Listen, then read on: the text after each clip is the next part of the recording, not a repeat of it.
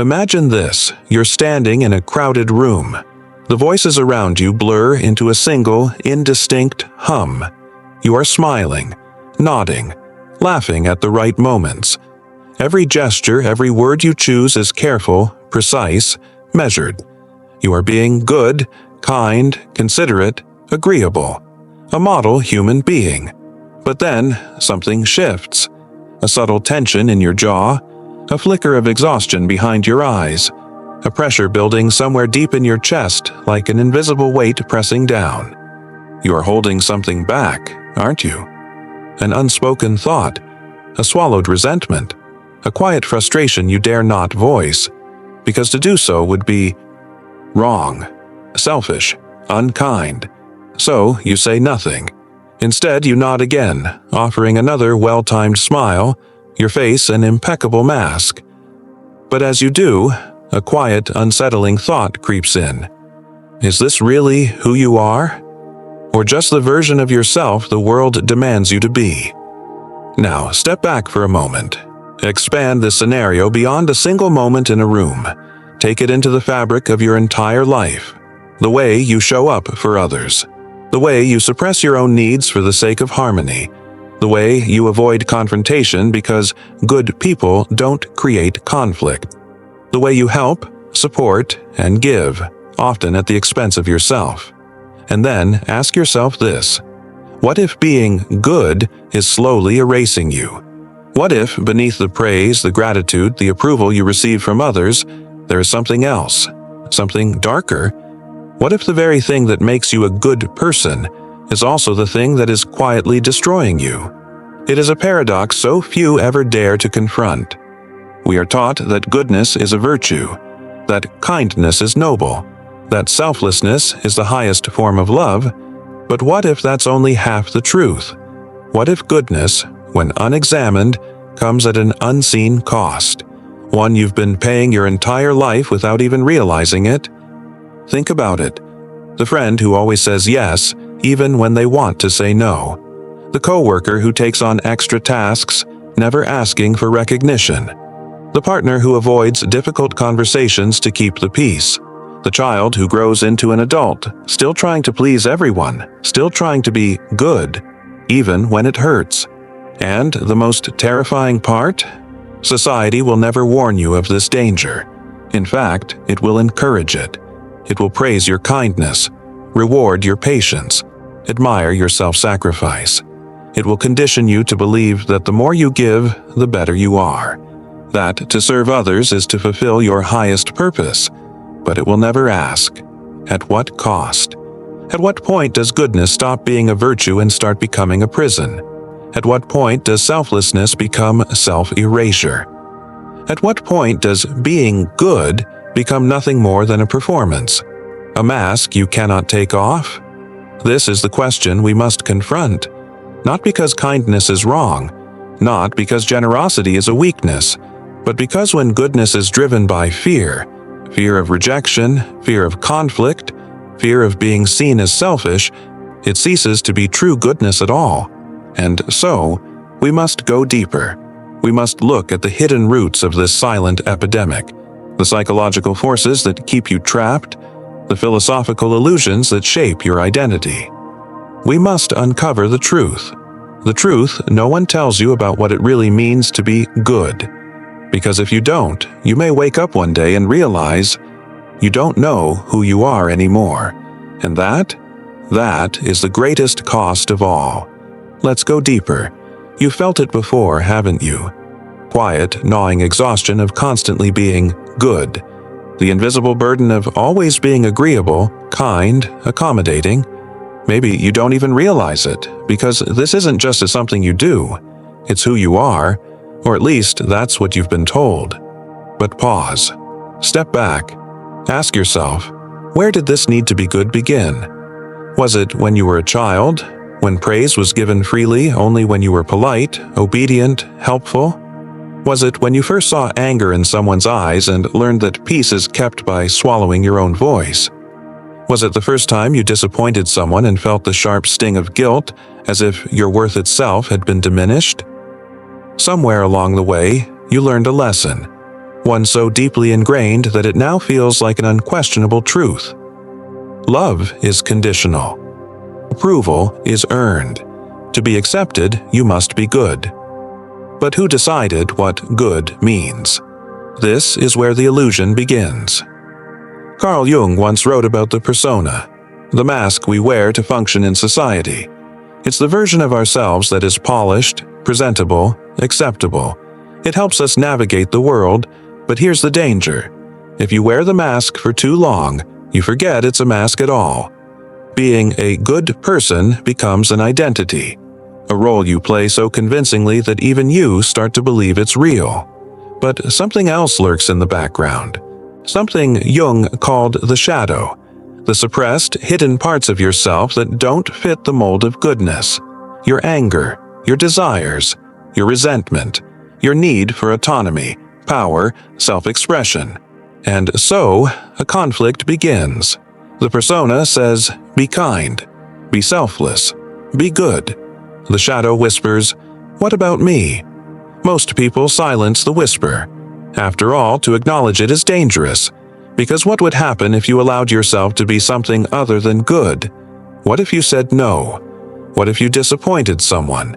What if you let yourself feel anger, not just the polite frustration that simmers beneath a smile, but real, raw anger? Would you still be loved? Would you still be worthy?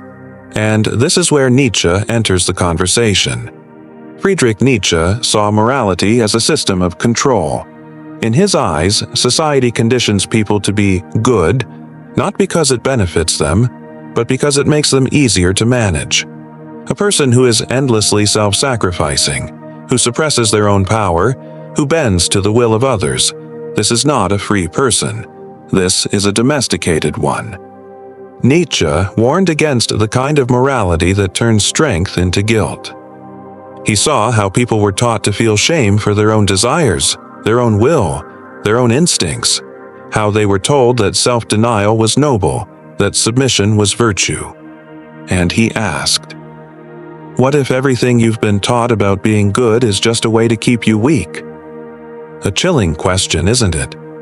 Because if it's true, then every moment you've spent trying to be good, every swallowed truth, every forced smile, every sacrifice need, wasn't just an act of kindness, it was an act of self-suppression. Let's move from philosophy to psychology. Studies on people-pleasing behavior show a disturbing pattern. Those who are overly focused on being good often struggle with deep-seated anxiety, depression, and even physical health issues. Why? Because when you suppress your true emotions, your anger, your sadness, your exhaustion, it doesn't just disappear, it festers. Psychologist Gabor Mate, who studies the link between emotional suppression and illness, found that people who are excessively self-sacrificing have higher rates of chronic disease, autoimmune disorders, even cancer. The reason? Repressed emotions turn inward. The body keeps score. Every time you silence yourself to avoid conflict, every time you ignore your own needs to serve others, you are teaching your nervous system one thing. My feelings don't matter. My needs don't matter. I don't matter.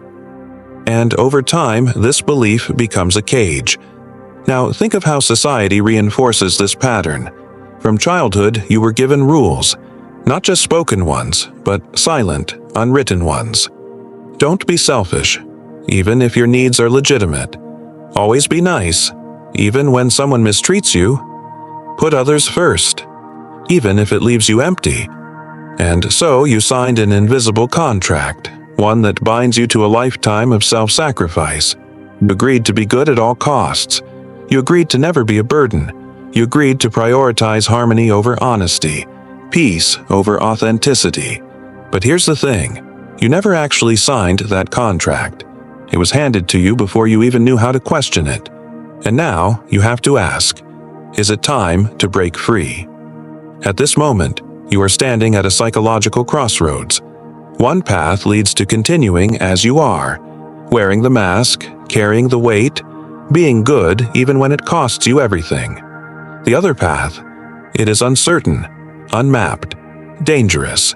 It is the path of breaking free, of confronting the fear that has kept you trapped, of reclaiming your right to exist, not just as a reflection of what others expect, but as something real, raw, and untamed. But before we take that step, we must look at the consequences of staying on this path. Because make no mistake, there are consequences, and they are far greater than you think. Imagine waking up one day and realizing that the person you've spent your whole life becoming, the kind, selfless, endlessly accommodating version of yourself, is also the reason you feel so empty inside. It doesn't happen suddenly. There is no grand revelation, no dramatic breaking point. Instead, it creeps in like a slow poison, a quiet erosion of self. It looks like exhaustion that sleep can't fix. It sounds like laughter that feels rehearsed, words spoken out of obligation rather than truth. It feels like standing in a room full of people who love you and realizing none of them truly know you. But how could they? You've spent years, maybe even decades, shaping yourself into the person they needed you to be. You've made yourself soft where they needed comfort, silent where they needed peace, available where they needed support. And in doing so, you've erased the parts of yourself that didn't fit. What happens to those parts?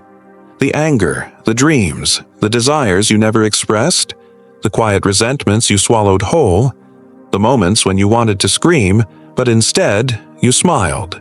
They don't disappear, they transform. And the transformation is not gentle. There is a name for this slow disintegration: self-betrayal. And self-betrayal, when repeated over time, has consequences that are far more destructive than simply feeling tired or unfulfilled. It seeps into every aspect of your life. You become resentful. You tell yourself you're doing the right thing, but deep down, bitterness grows.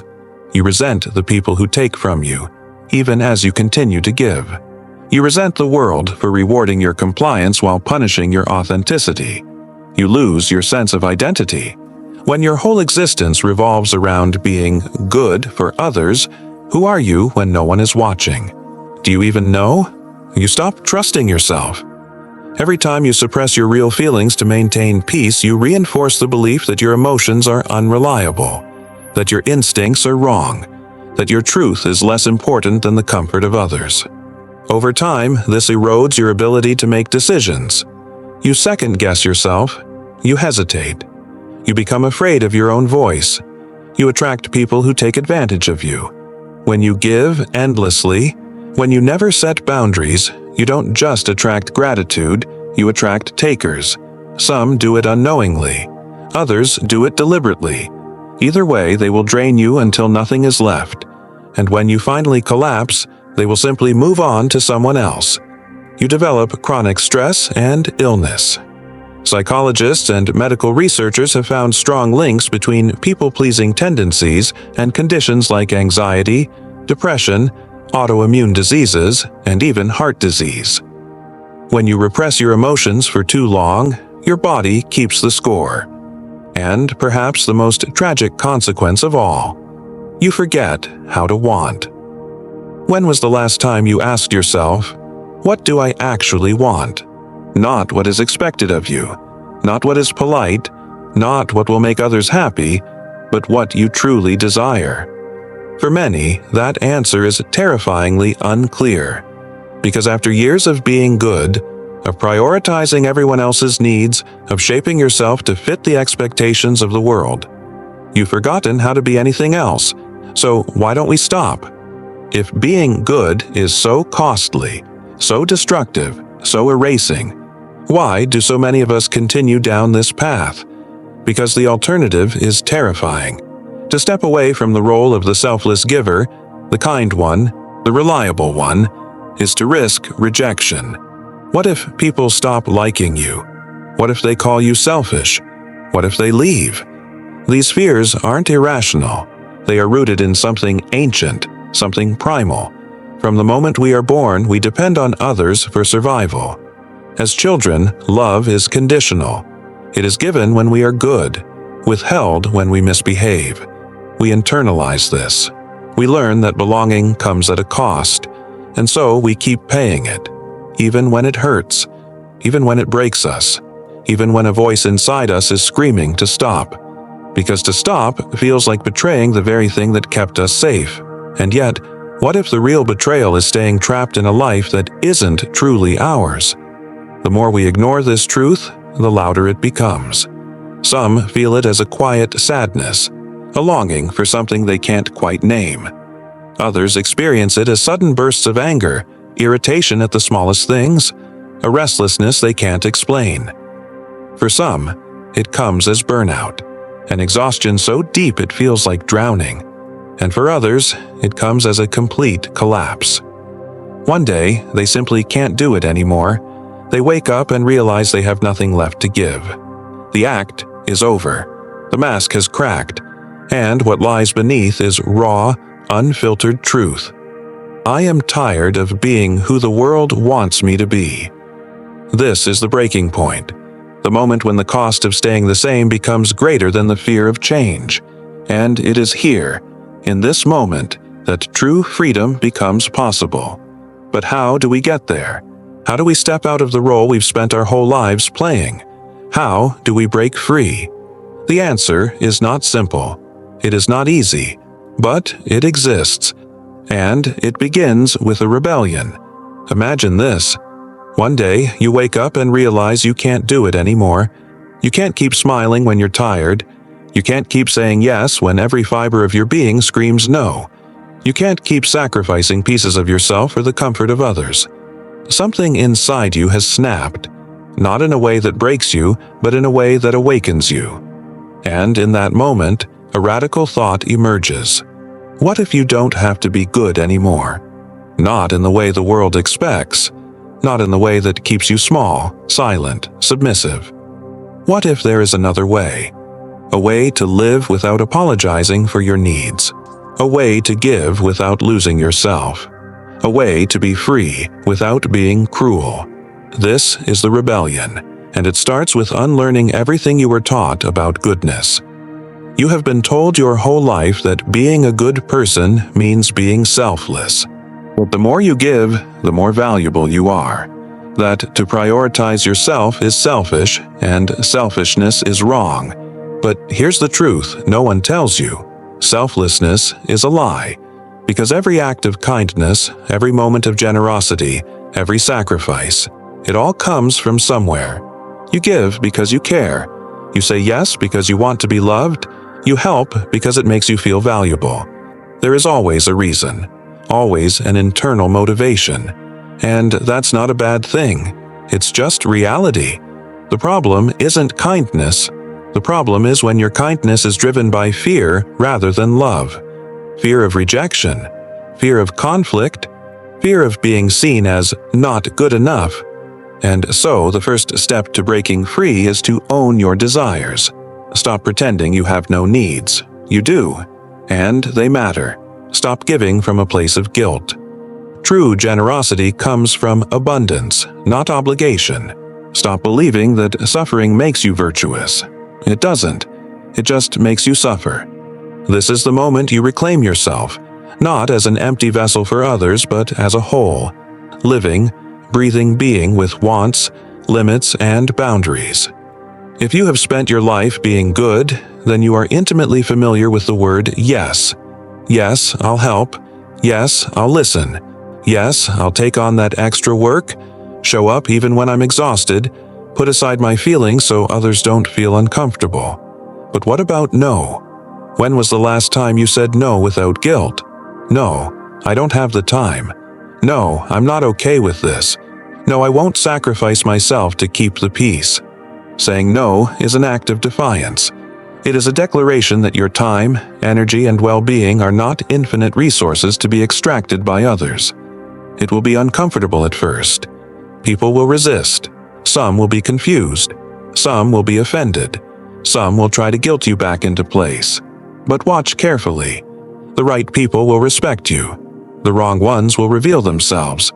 And the more you say no, the more you will realize something astonishing. Nothing terrible happens.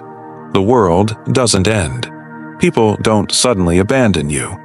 And even if some do, they were never truly in your corner to begin with. What you gain, however, is worth everything: yourself. One of the biggest reasons people stay trapped in the goodness cycle is the fear of being seen as selfish. But let's break this down. What does selfish really mean? Does it mean refusing to sacrifice your well-being for others?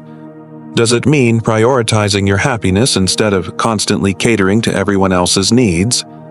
Does it mean choosing yourself for once? If that's the case, then fine.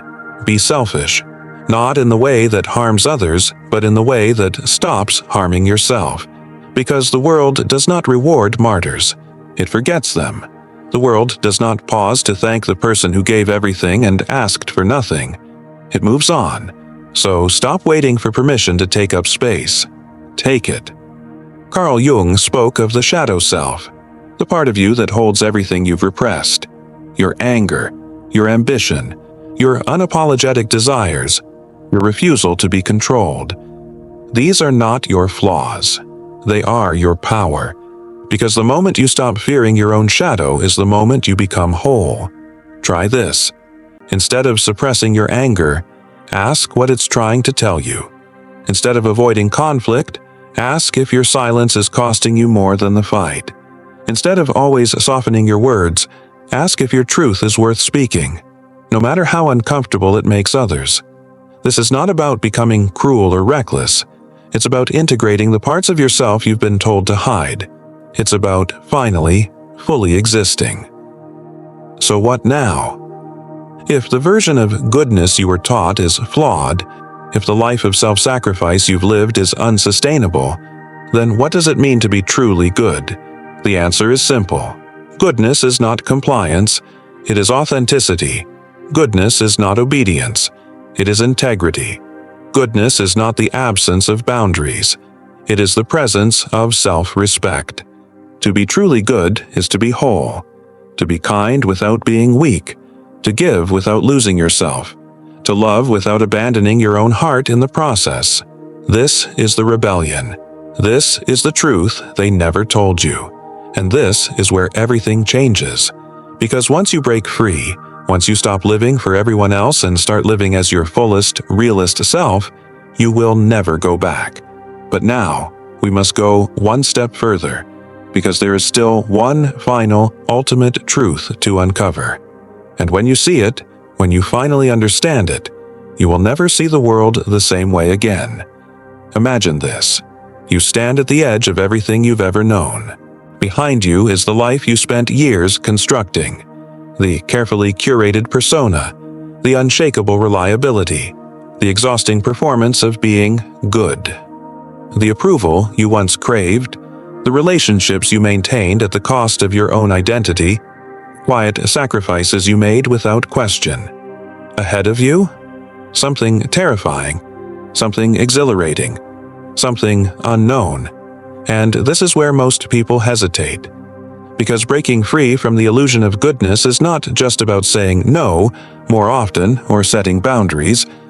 It is about something far deeper, something few ever dare to face. It is about confronting the ultimate truth. And that truth is this: no one tells you what happens after you stop being who the world expects you to be. At first, it feels like loss. You will lose relationships, because some people were only there for the version of you that served them.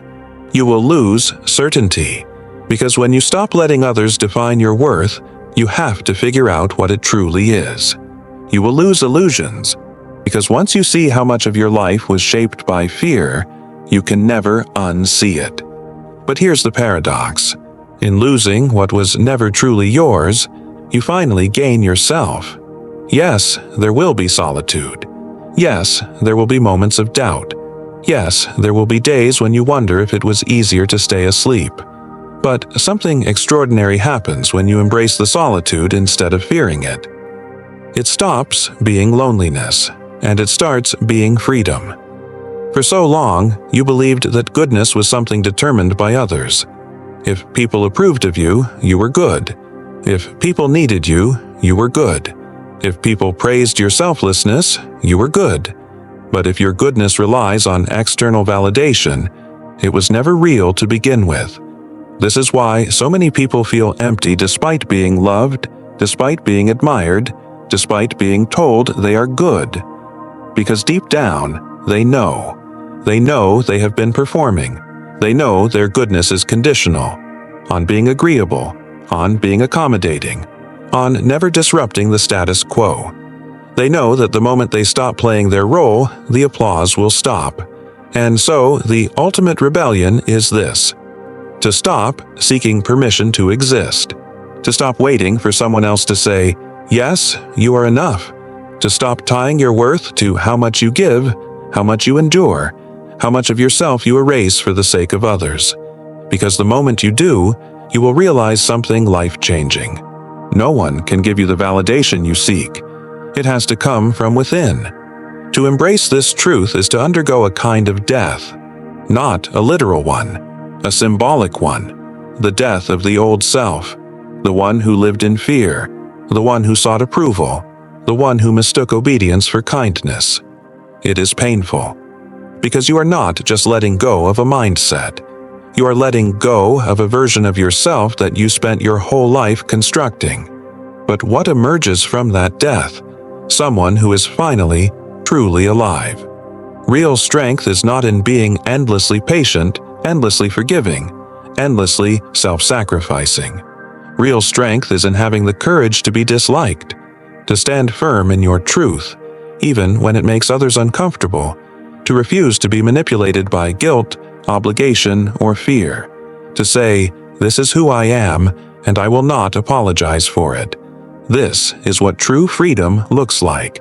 Not the freedom to be reckless or cruel, not the freedom to abandon empathy or kindness, but the freedom to be whole, to live without pretense, to give without losing yourself, to love without making yourself small. And so, we arrive at the final, most powerful truth.